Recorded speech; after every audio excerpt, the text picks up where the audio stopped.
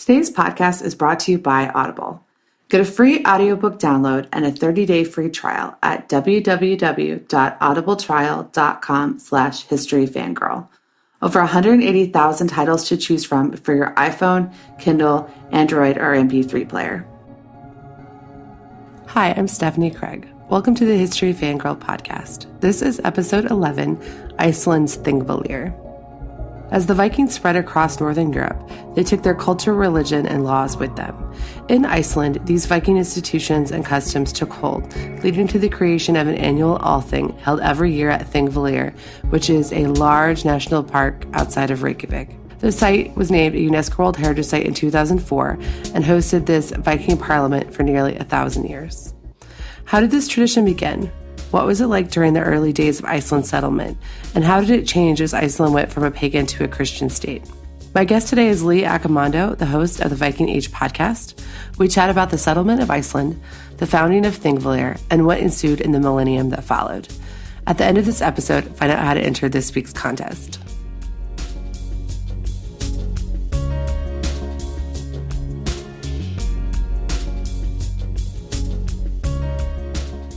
My guest today is Lee Accomando. He is the host of the Viking Age Podcast. Hi, Lee. Hey, Stephanie. Thanks so much for having me. Yeah, thank you so much for coming on the show. I discovered your podcast because I downloaded it recently, and then I was like, oh, this is really good. And then I just decided to ask you on via Twitter. So thank you for responding.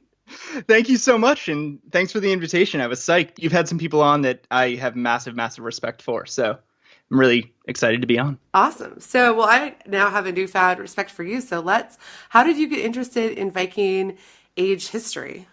I've pretty much been a giant history geek since I came out of the womb. But what specifically got me interested in the Viking Age was actually a series of historical fiction by Bernard Cornwell called the Last Kingdom series. It's now a BBC show that's surprisingly awesome. I've seen the first season of it. I think I actually recommended it on my blog for people that wanted to travel, but you're stuck at home. Check out these shows. And that was definitely one of them because it made me want to be in Viking Age. Exactly. It's so good. Yeah. The characters are great. You kind of hate them, but you love them. And he just portrayed this time period as so kind of rich, but also human. And that got me really interested in the period. I reached out. I started reading actual history books about it. Then my stepfather hosts a podcast about World War I and was like, yeah, why don't I give this a try? And then realized how much work it would be. But here we are. And I really love every minute of it. It's allowed me to go so much deeper than I ever thought that I would go into a specific subject. It's really rewarding. Awesome. Have you had a chance to go out and see any of the places yet? Very little. I went to Norway before I started the podcast, and I got to see the Viking Ship Museum, which is amazing. Awesome. That's some of the finds there. But other than that, I haven't seen too much yet. I'm very excited. I've passed through Reykjavik a bunch of times, but I've never had time to stop. Oh, no. We'll have to get you out there. So today we're going to talk specifically about Thingvellir in Iceland, which is right outside Reykjavik. But for listeners that want to travel to Icelandic sites, there is the coolest museum in It's like Roscoe, Denmark, but it looks like Roskilde. I'm probably pronouncing it wrong. And you get to sail in a Viking ship. And I got to do that in 2012. And it was one of the coolest things. You actually get to go in the Viking ship and pretend to be a Viking. I am absolutely green with envy right now. That's like top of the list of things I want to do. We'll have to get you out there. Well, what has surprised me doing this show was how much the people that I think of as experts that know so much about this, how much they haven't gotten to go to the places. So we're going to have to do some kind of meetups or something where we all get out and go see all these cool places together. I would be totally down with that. That would be great. So let's back up and say, we're talking about Thingvellir in Iceland. And what is Thingvellir? Simply, Thingvellir or Thingvellir is the way the internet thinks that you should pronounce it. That's not how I pronounce it. I recorded an episode about this yesterday. And ran over myself a million times. My stupid American tongue. But so Thingvellir is simply pretty much a plain in this Rift Valley, and it's where the Icelandic Althing, which is kind of like a parliament. It's basically a gathering of powerful people to make laws and conduct court cases, met from 930 CE all the way up until about 1800. And the Althing that currently exists in Iceland is actually derived from the same organization, so it's somewhat continuous there. And so it's an open air plain just to the north of the largest lake in Iceland. And it's basically there for once a year for nearly 1,000 years that the most powerful people and politicians in Iceland would descend on this place. They would listen to the laws of the land. They would make new laws. They would hear court cases, as well as tell stories, drink, buy and sell things, get married. And it was really a cultural center for Iceland for hundreds and hundreds of years. So now that we know what it is, let's take a step back even further. So the Vikings originated in Scandinavia. How did they even get to Iceland? Yes. So there's a bunch of wonderful stories about that, almost all of which are probably not true, but they're really fun. My favorite is, so in the Landnáma book, which was written in Iceland around the 1200s, that kind of recounts the early settlement of the island. It tells of how sort of a series of sailors who were coming from Norway and trying to make their way to the northern Scottish Isles or to Ireland to go raiding and settling and trading, they got blown off course by storms. And when the storms would finally abate, they found themselves off of this giant landmass. And they sailed around, and some of them made it back to Norway and started kind of passing this around. And we're like, hey, guys, we think there's like an island out there. And then my personal favorite story is this guy named Floki. Heard this and was like, I want to see that myself. And so he sets off with 3 ravens. And he sails out to the Faroe Islands and sets sail, and he releases one of the ravens, and it just flies back to the Faroe Islands. Goes out a little further, releases a raven, it just comes right back to the ship. It's like, screw you, man. And then he waits a couple days longer. He releases the 3rd raven. It flies off towards the west, and there is Iceland. And so, although none of these stories specifically are probably true, they do capture the idea of how this likely happened. Of Norse sailors were very active in the North Atlantic, starting in probably before about 800 CE. And at some point, some of them got blown off course, and Iceland isn't that far. It's about a 6-day sail. And they discovered it, spread the word about it, that, hey, there's a bunch of unclaimed land. There's no one there. Iceland was uninhabited until it began to be settled by people primarily from Norway in the Viking Age, and spread that around, and people started to make their way primarily in small groups there around kind of the 870s, 880s. So they get there in the 880s. What happens between them getting there and the first assembly, which was in 930? Yeah, so that's a period that's called the Landnam period, which directly translates to the land-taking period, which I think is awesome. But a better English translation is probably the settlement period.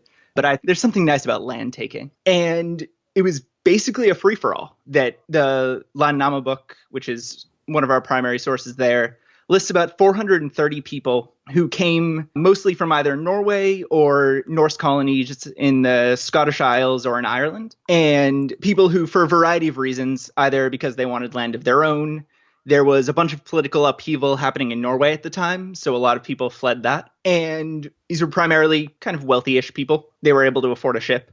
They traveled over, found a piece of land that no one else appeared to be on, and settled down to take it. And that was very much it. It was sort of, easiest analogy for me as an American is it was sort of like the Wild West, that people making their way in relatively small groups, founding settlements and starting to farm. At that time, Iceland was actually a little bit warmer. It's probably actually a little bit warmer today, but than it was through the rest of the medieval period. You could grow barley there. You can raise cattle. And there were actually trees at that point that you could chop down. There's no trees today. And yeah, people just started really for the economic opportunities more than anything, as well as for fishing, because there's great fishing. So it's like the Wild West, except that Iceland was a place with no people, correct? Precisely.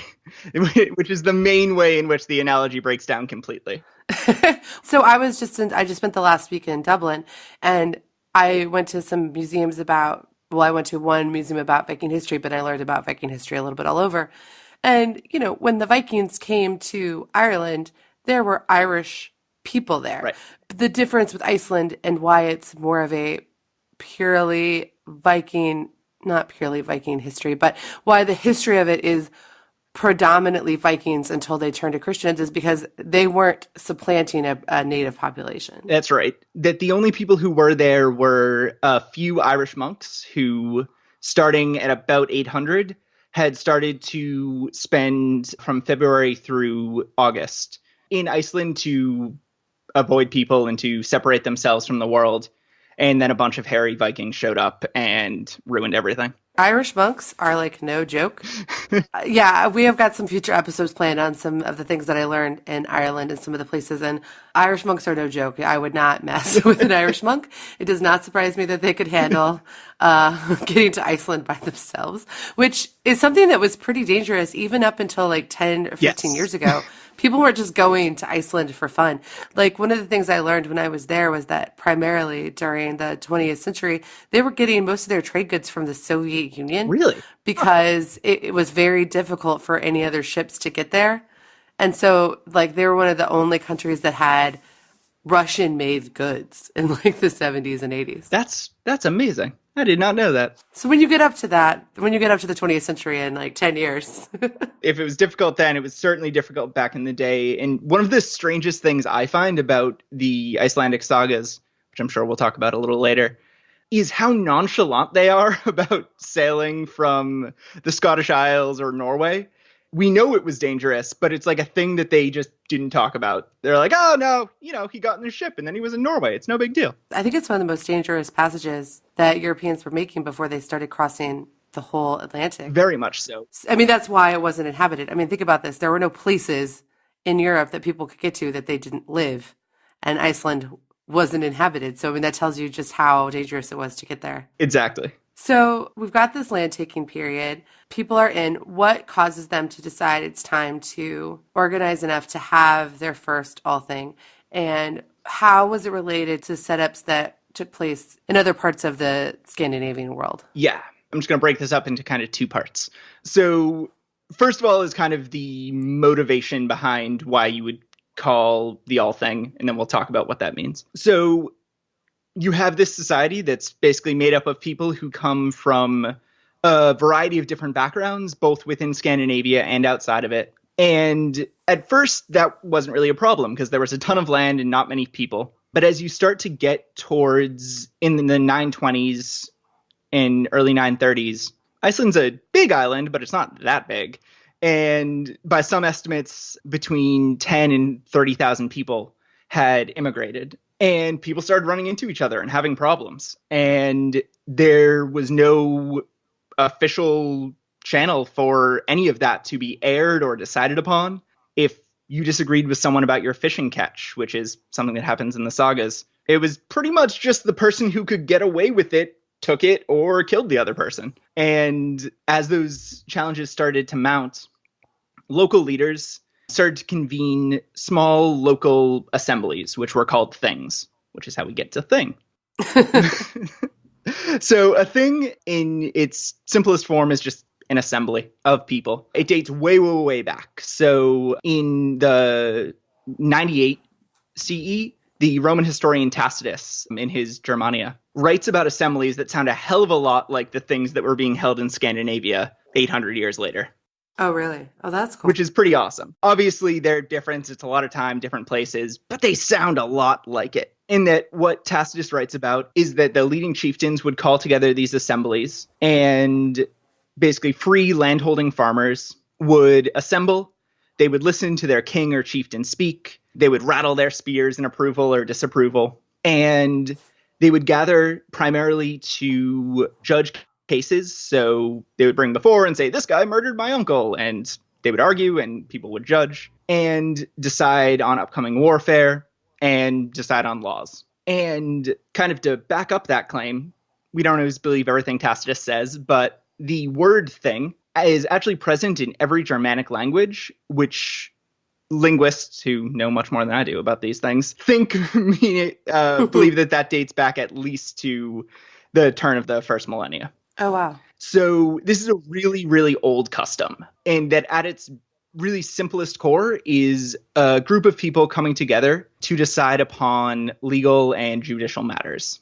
And so we believe that these were happening in Norway before the Viking Age and right through the Viking Age when we start to have records of them. And so that was really the natural place for these really first Icelanders who were, again, primarily came from Norway or Norse-inspired areas that they turned to when they started to have all of these problems. They said, okay, let's gather everyone in the neighborhood. And by everyone, we, of course, mean land-holding rich guys. And because, come on, you can't let the hoi polloi in. And let's gather together and decide. Let's decide whether this person is innocent or guilty. Let's decide on rules to deal with this fishing dispute when it happens again. We don't have a lot of good evidence about it, but we think that that was starting to happen probably from the earliest time of settlement. And certainly by kind of the 930s, this had become a fairly common thing. The interesting thing then that we don't know anything about really is why the Icelanders decided that they wanted to consolidate this and have one centralized island-wide assembly, which is what the Althing was. And there's some stories in some of the sources about a guy going to Norway and getting laws from a thing there and them amending them, and his foster brother traveling around the island and calling everyone together. But we don't really quite know what happened. But we do know that around 930, the first island-wide Althing was called at Thingvellir. And that's pretty much it. I really wish we knew. That would be fascinating to me, of like, who managed to convince all of these people that an island-wide government was a good idea? Because that was just not the norm at all in Scandinavia at that time. It was very local, and Norway was divided up into lots and lots of different chiefdoms who competed with each other all of the time. That sort of an idea of geographic unity was not at all the norm at that time. Because I'm just going through my head. So England and Scotland were divided up into different, England had kingdoms, Scotland had chieftains, correct? Yeah, we don't know a ton about it at this time, but petty kings, fiefdoms. Yeah, Wales was split. So when the Vikings came in, they were taking over different pieces. They never really took over everything, and they didn't need to. Ireland was multiple kingdoms. Crazy split up. Yeah. So I spent the last 2 weeks in Ireland, and I was in County Kerry, which is on the southwest, and I was all over the island, but when I was in County Kerry, they were like, we call this the kingdom, and they're like, they kind of still think of themselves as like a separate kingdom, not politically, but like culturally, and in the way that they think about their natural wonders and how much better they think they are than everyone else. They're like, they call themselves the kingdom. And, Dublin is Dublin and Belfast is Belfast, but these areas were historically different kingdoms, and Ireland was not united at the time. So Scandinavia, the lands of Scandinavia were divided up into different kingdoms. They were taking over places that were divided up into different kingdoms. I never even thought about it until we were talking just now, how weird it is that Iceland wasn't. It's really, really strange. And this is something, as I've been researching this, the series I'm doing on the show right now is actually on exactly these topics, that it just seems to be taken for granted, and I just find it so very strange. I took it for granted. I took it for granted when I was there. Yep. I took it for granted every single time I've read or done anything, or anytime when I've gone to Viking sites in other places. I've never stopped to think about this before. So that's why I love doing the show, because I learned so much from talking to people that know so much more than me. So Thingvellir, we know that it started to meet in 930. Are all of the sources sagas that were written down later? Is there anything contemporaneous besides like archaeological evidence? No, very much not. So that's one of the things I both love and drives me crazy about studying this period, specifically looking at Scandinavians who went Viking and the Icelanders. Have no even kind of close to contemporary evidence. The earliest document that we have that tells us anything about this is called the Icelandic book, the Book of the Icelanders. And that was written in about 1120 by an Icelander named Are the Learned. And then starting in about 1200 or so about 300 years after the events that happened, we start to have this explosion of literacy in Iceland that leads to things like the Landnama book, which tell us a lot about the settlement of Iceland, and then over 40, I believe, Icelandic sagas that are just amazing works of literature and pseudo-history. that tell us a lot about the culture, at least as it was in the 1200s, and they imagined it to be. But we have nothing contemporaneous with the founding of the Althing, and we have nothing describing it until at least 200 years later, and then anything of detail not until about 300 years later. So I have so many different questions about this period that we don't really know that much about. So the Thingvellir, where they held the Althing, yes, is an amazing natural wonder because it's this beautiful national park. It's actually Thingvellir National Park in Iceland is technically the name of the UNESCO World Heritage Site. So it's gorgeous, but it also happens to sit right on the junction of two different plates. So it's the North American plate and I don't know what the technical name of the European plate is called, but it actually sits between two continents. So the water, you can actually dive between two continents. That's cool. Do we know why they picked this particular place? Did they know? Because the Vikings knew a lot more about the natural world and the planet than, most Europeans would know for hundreds of years. What do we know about why they picked this very significant place for human history? It's crazy. So I love the way you phrase that question in the absolute wonder, because I get to just smash it down with the lame story that we're told in the Icelandic book. So again, this is written about 200 years later and probably not true. But the only thing we're told about why this beautiful place was selected is during the Landnam period, a man named Thorir claimed this land as his. So basically just north of the largest lake in Iceland, this beautiful natural area, which was also quite fertile. It's sort of like the Icelandic Landnam lottery. It's just great. But Thorir was kind of a jerk. And apparently one day he killed a slave or a recently freed slave. And so for that, he was outlawed. And outlawing was pretty much the harshest punishment that the Icelanders would resort to. You were pretty much kicked out of Icelandic society. No one could assist you. No one could even talk to you. And anyone could kill you with impunity. And your land was also confiscated. And so this happened to happen around the time the first Althing was called. And at least according to this source, they were like, oh, we have some free land on hand that we just took from that guy we outlawed. Guess we should hold the Althing here, right? Great. So they didn't know that it was this cool spot in between two tectonic plates. They might have, but they didn't write about it.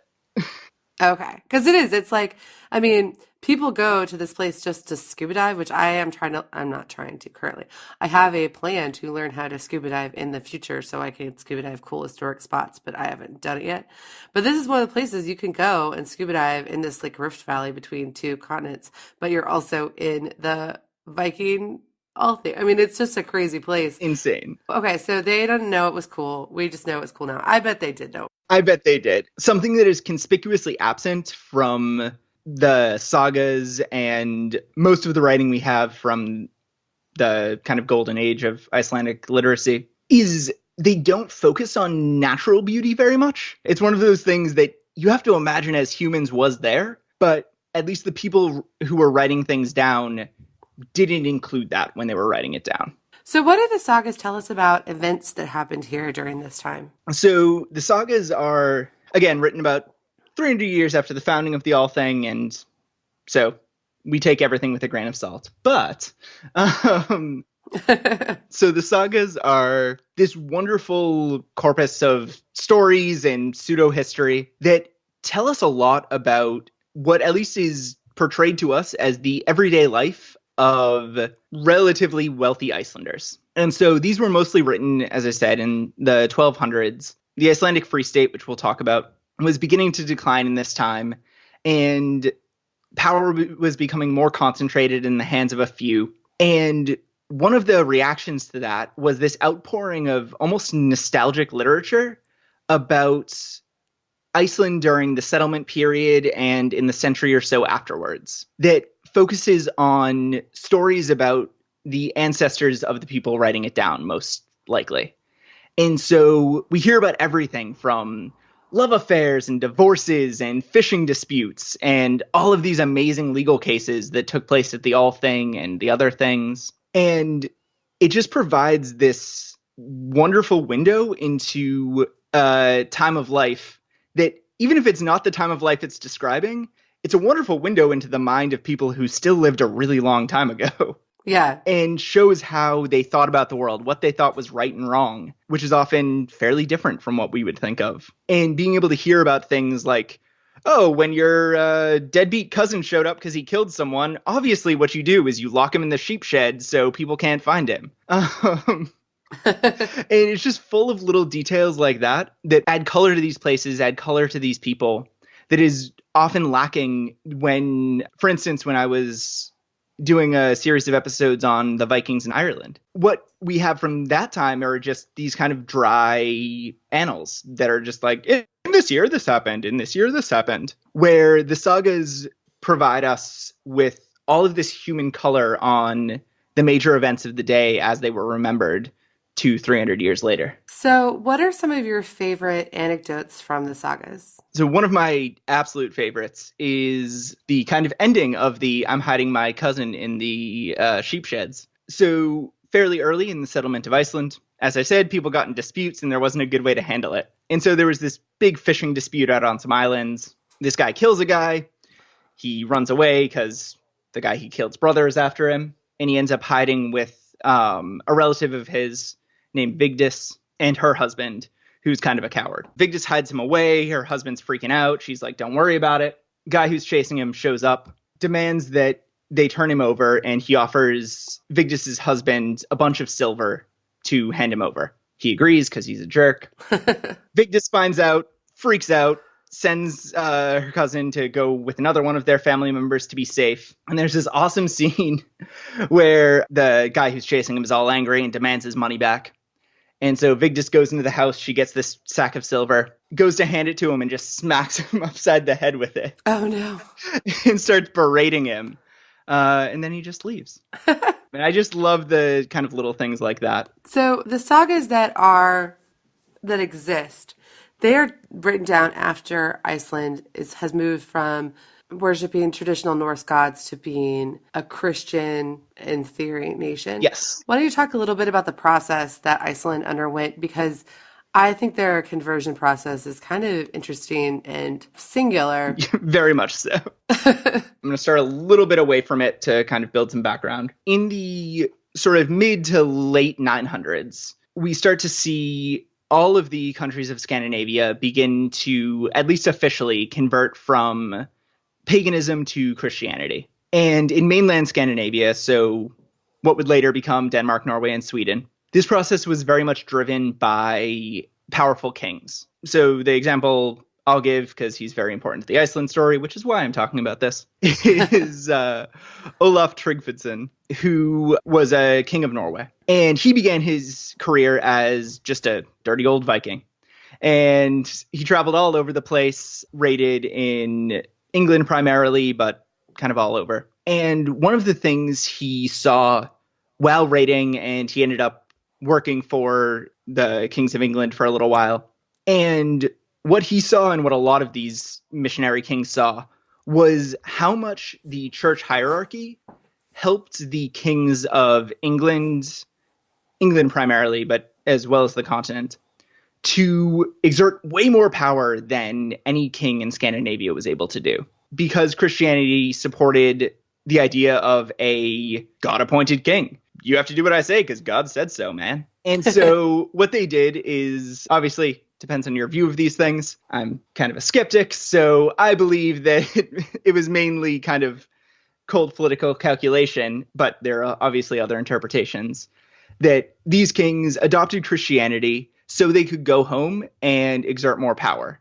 Or in the case of King Olaf, he wasn't a king at that point. He converted to Christianity so he could bring with him the missionaries and bring with him the religious as well as political justification to take over a kingdom that would later become Norway. And so he does this. He's pretty successful at it. And he starts sending missionaries to Iceland. These missionaries are pretty successful, even though they're kind of scumbags. They kill some people. And there ends up being this dispute within Iceland that there's, we believe, a pagan majority at this point, but a very vocal, strong Christian minority. And after they kick out one of the sort of most violent missionaries, King Olaf of Norway gets really, really pissed and basically holds a bunch of Icelanders captive and they have to send people to negotiate with him. And the people they send are Christians.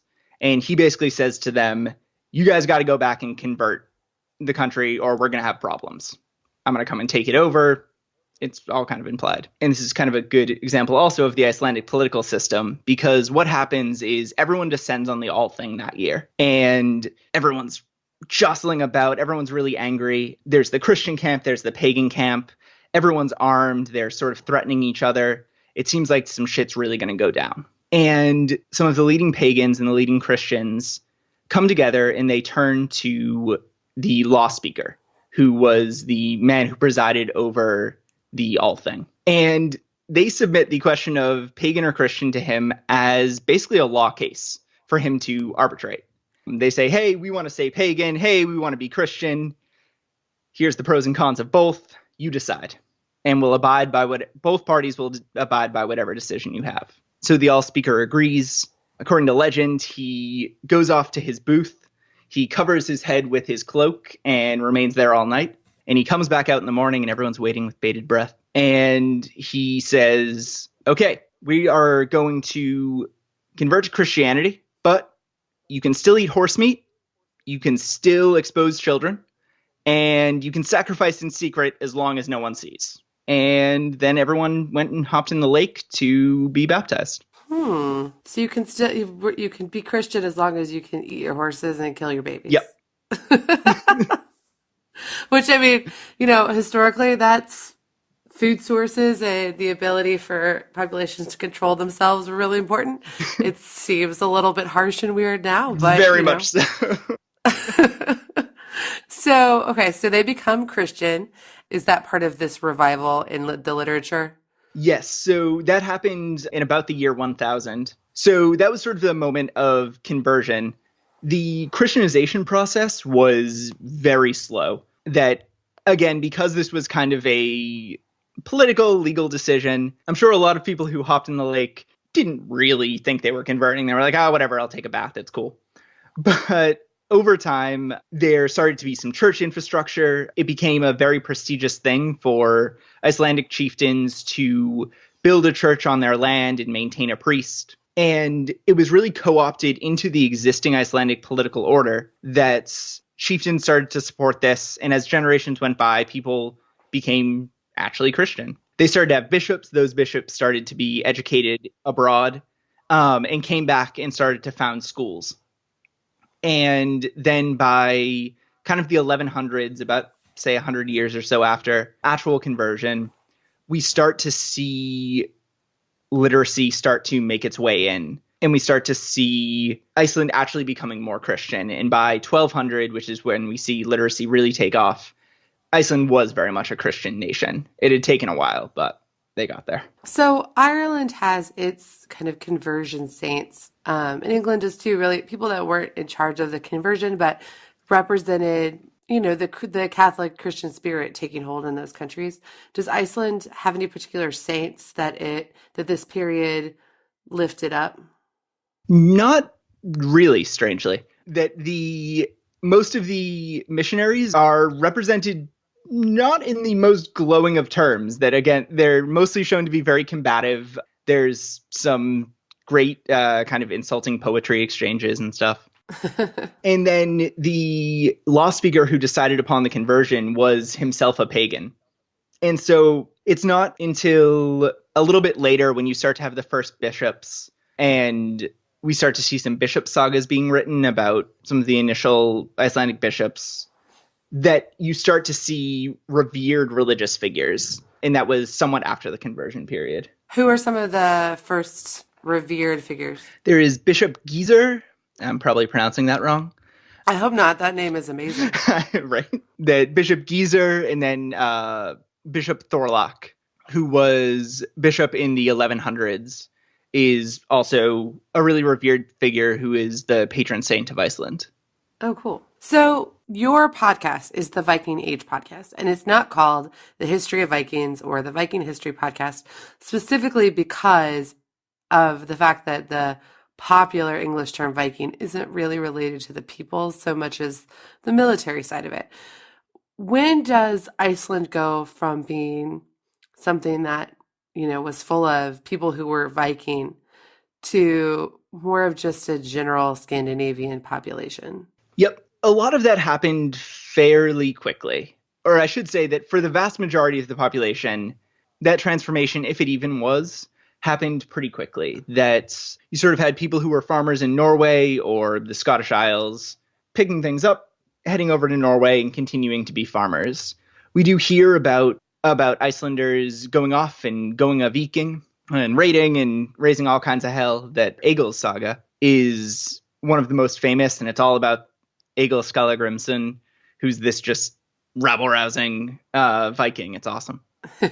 But certainly by the time of conversion, and then certainly by kind of the 11 and 1200s, that had died out in Iceland and had died out more or less everywhere else in Scandinavia, both for economic reasons, and it's a little more difficult as a Christian to go and raid churches and monasteries. You can still do it. Christians did do it, but it's but it's harder to justify showing up and stealing all of the reliquaries from an Irish monastery when you yourself have to go home and confess that to your priest. So now we have a domesticated, more or less devout Christian nation that is literary, producing its own literature. And I think for a lot of modern people, we kind of forget about the gap between like 1300 and maybe today, like maybe 10 years ago, because of the way that we revere Viking history and Viking Age history. But Iceland really wasn't an important economic power at any point after that. Right. And has really just popped up, I think, in the last 10 years for most people thinking of it as a travel destination and not really. So it's like there were Vikings and then there are pretty waterfalls to travel to. What happened in the middle? Yes. So kind of an important thing about Iceland and of the Althing is that the Althing was a collection of political leaders who were all more or less equal. There was no king, there was no head chieftain. It was collaborative. And power was more or less distributed evenly-ish across the island. Around the 1200s, events start to unfold in Iceland that make it start to look a lot more like mainland Europe did at that time. So from about 30 or 40 chieftains in the 10 and 1100s, that goes down to about 6 or 7 families in the 1200s who had political control over almost all of the land in Iceland. And they started to have these territorial lordships. One of the things that's starting to happen with this is they started to turn more and more to the King of Norway as a source of legitimacy. And in 1262, Iceland's, which had from its settlements starting in about 870, 880, up until that time, so 1260 or so, had been an independent nation. And then around 1260, the leading Icelanders began to swear fealty to the King of Norway, which didn't necessarily combine it with Norway at that time. The Althing continued to meet, they continued to make laws, and they continued to have a pretty good amount of leeway. But they were ultimately subject to the Norwegian king. He was often the one choosing the primary chieftains, and they lost some of their independence there. This process ended up speeding up in kind of a sad way over the next few hundred years. Initially, the King of Norway began to take more and more power and was acting more as an authoritarian. The Althing continued to meet, but its power was diminished. Then in 1380, Iceland was absorbed into what was called the Kalmar Union, which was basically Denmark, Sweden, and Norway, and Iceland were all combined into one monarchy, basically because the royal lines of Sweden and Norway weren't around to claim anything. Denmark was the primary partner there. And when that union split up, Denmark kept control of Iceland. And so from that period onward, Denmark was actually in control of Iceland. The Danish monarch had full jurisdiction over Iceland. And after about the mid-1600s, the Althing actually ceased to have ability to make its own laws. So At that time, the Danish king became an actual absolute monarch over Iceland. And the Althing continued to meet, but it did not have the ability to make its own laws or govern Iceland on its own.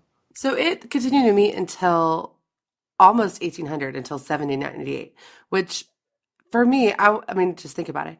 It started in 930. So it started almost, I mean, over 1,000 years ago now. And it continued to meet until after the American Revolution, after the French Revolution.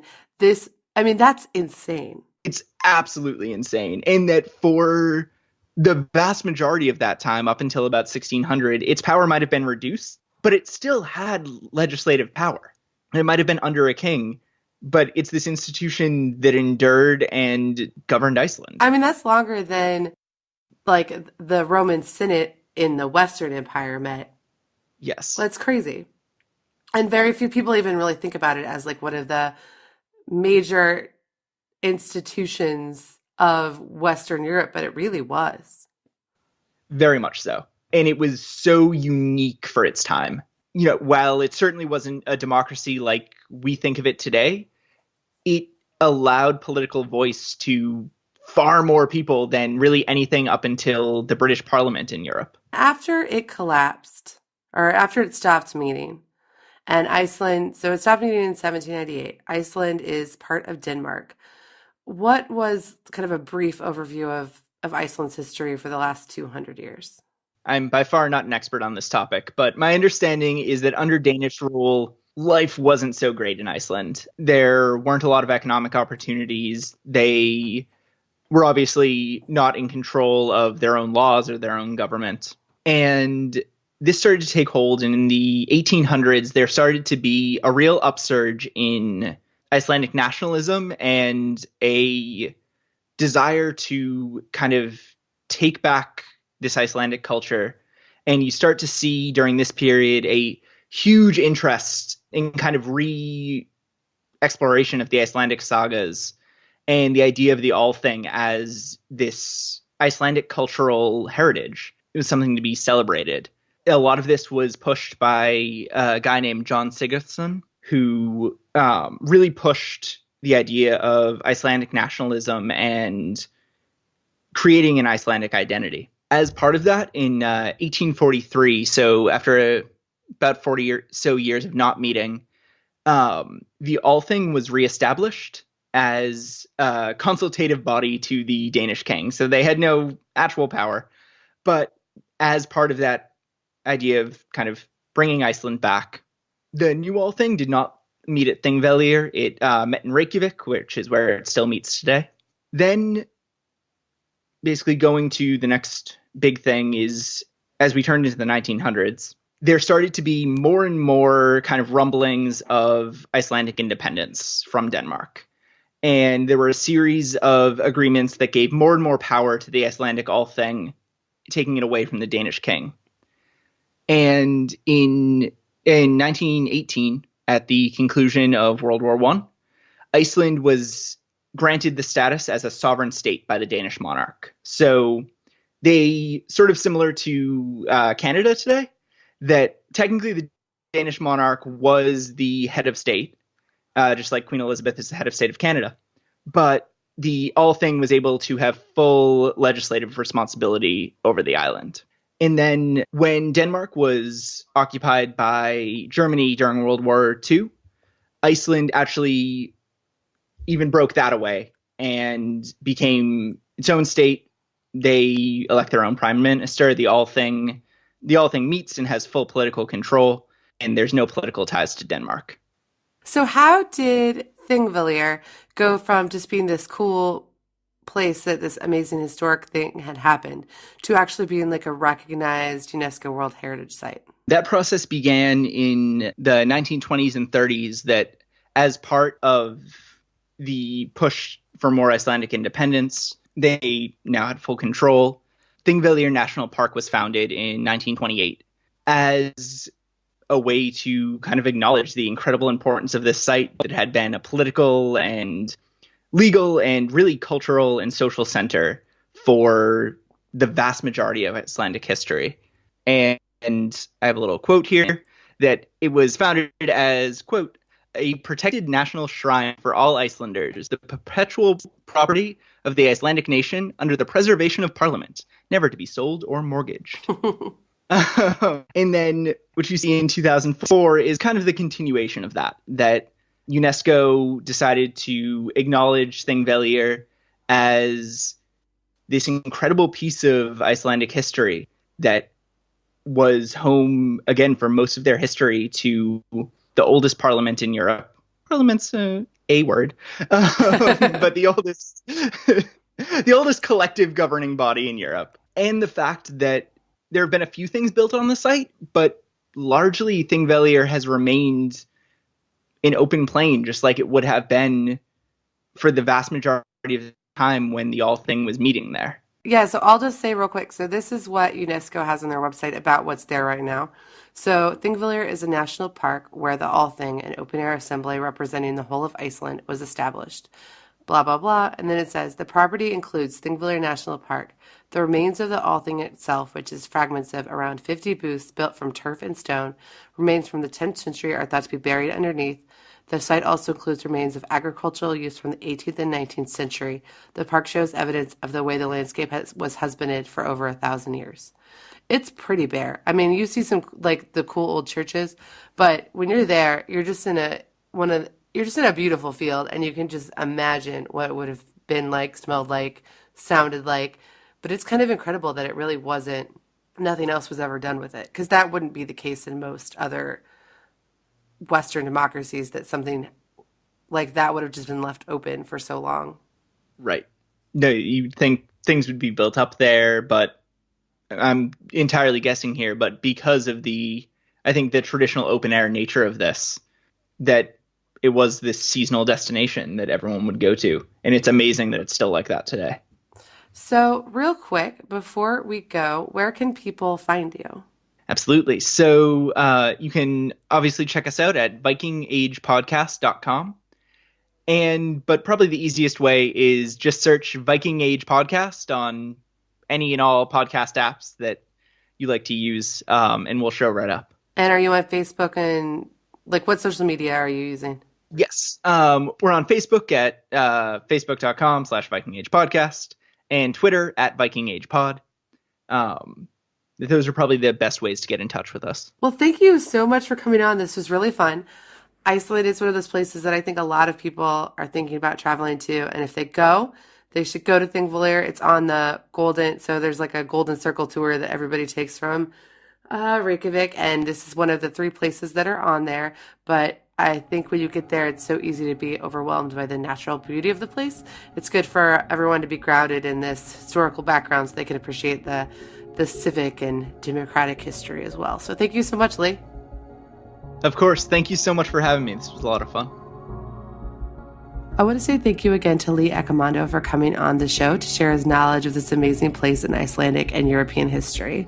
If you haven't checked out his podcast yet, you can find a link in the show notes. For those who have subscribed to the show already, thank you. If you want more episodes, please subscribe in iTunes or wherever you get your podcasts. And if you would take a moment to rate and review the show, it helps so much with helping others to find the podcast. The prize for this week's giveaway is a $20 Amazon gift card. If you'd like to enter, follow the link in the show notes for the blog post on this episode of historyfangirl.com. All you have to do to enter is be a newsletter subscriber and leave a comment on the post. Good luck.